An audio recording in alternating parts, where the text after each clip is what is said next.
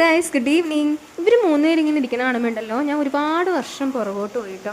നമ്മുടെ വീട് എന്ന് പറഞ്ഞാൽ അടുപ്പ് കൂട്ടി വേണം. അടുത്തടുത്ത് കസിൻസിൻ്റെ വീടായതുകൊണ്ട് തന്നെ കളിക്കാനായിട്ട് ആളെ തപ്പി പുറത്ത് പോകേണ്ടി വന്നിട്ടില്ല കേട്ടോ. പിന്നെ ആകെ ഉണ്ടായിരുന്ന ഒരു ഔട്ട്സൈഡർ രേഷ്മയാണ്.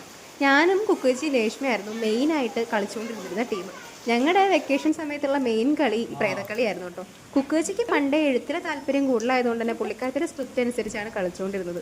ലൈഫിൽ ഏതോ പോയിന്റിലെത്തിയപ്പോൾ അതൊരു വട്ടായിട്ട് തോന്നി നിർത്തിയെങ്കിലും ഇപ്പോൾ ഓർക്കുമ്പോൾ എന്ത് രസമുള്ള കുട്ടിക്കാലമായിരുന്നു അത്.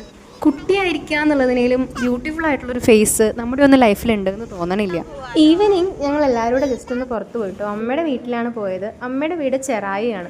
ചെറായിലായിരുന്നു വീട് എന്ന് പറയുമ്പോഴത്തേക്കും ഫ്രണ്ട്സൊക്കെ പണ്ട് പറയുന്നപ്പോൾ എപ്പോഴും ബീച്ചിൽ പോകാമല്ലോ എന്ന്. പക്ഷേ എൻ്റെ ഓർമ്മയിൽ ഇന്നേ വരെയുള്ള എൻ്റെ ജീവിതത്തിൽ ഞാൻ 5 പ്രാവശ്യത്തേക്ക് കൂടുതൽ ചെറായി ബീച്ചിൽ പോയിട്ടുണ്ട് എന്ന് തോന്നണില്ല കേട്ടോ.